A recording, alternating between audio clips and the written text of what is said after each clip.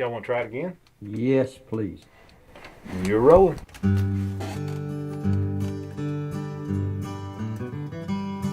Oh, comrade, you tread life's journey. Take Jesus as your daily guide. Though you may feel that you're in safety without him walking by your side. But when you come to make the crossing at the ending of the pilgrim way, if ever you will need the Savior, you'll surely need him on that day. It's amazing how many people from country music come from the Appalachian Mountains. You know, music, it's a way of life here.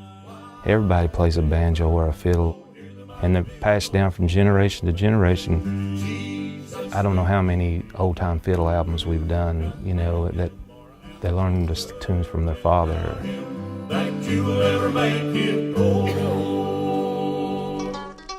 My dad, Charlie Maggard, cut his first record in 1964 in the living room. I dreamed of this the other night. Dad built a room on the front porch, probably 8 foot by 6 foot, and that was the first studio. My bedroom was right beside the studio, so I heard the bass and the banjo up to way in the morning a lot of times, you know. He was a anti-aircraft machine gunner, and he went to the South Pacific, and he was in Australia and shot down a plane. And out of the metal of the plane that they shot down, they built a guitar. They took cables that went to the props of the plane and made strings. He played all over the South Pacific, New Zealand, New Guinea.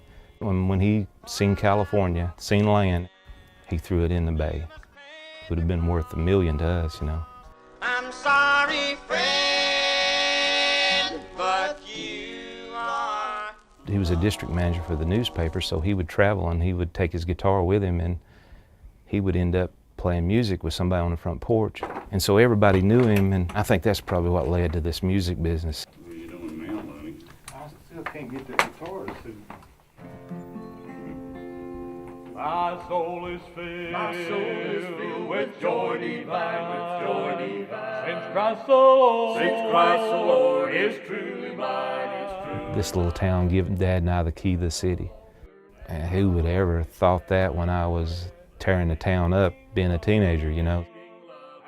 If I'd had the key to the city back then, it'd been some trouble, but to have made it in the music business in Big Stone Gap, Virginia, I don't think anybody would ever thought that we would have been here 40-some years. Travel that way. Much better. By far. Yeah, that felt a lot better. There's a few words I've got to fix. I think mine's almost perfect. Oh,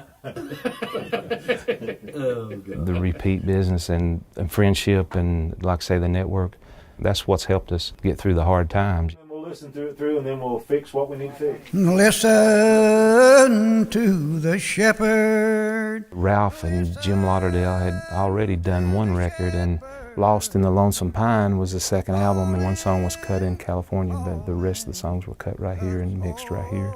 It won a Grammy for Best Bluegrass Album of the Year in 2002. It was just unbelievable to us, you know, here. You know, I called Dad the first thing. I said, that's amazing. Calling us over. It turned our whole thing around. We started doing more bluegrass and acoustic music, mountain music, after that than we ever did before. When Jesus heard of Lazarus, he came to visit me. Found Lazarus 4 days in the grave. He told Mary and Martha he's only asleep. Then Lazarus heard him say, We don't try to be like Nashville because we're totally different. Our sound is different because it's more raw. It's not as processed. We are what we are, and our sound speaks for itself, you know, and what we do and how we do it.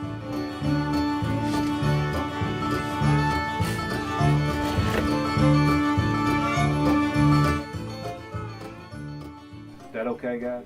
Music has been a part of my life that I couldn't get away from. So I had to be a part of it or go move somewhere else.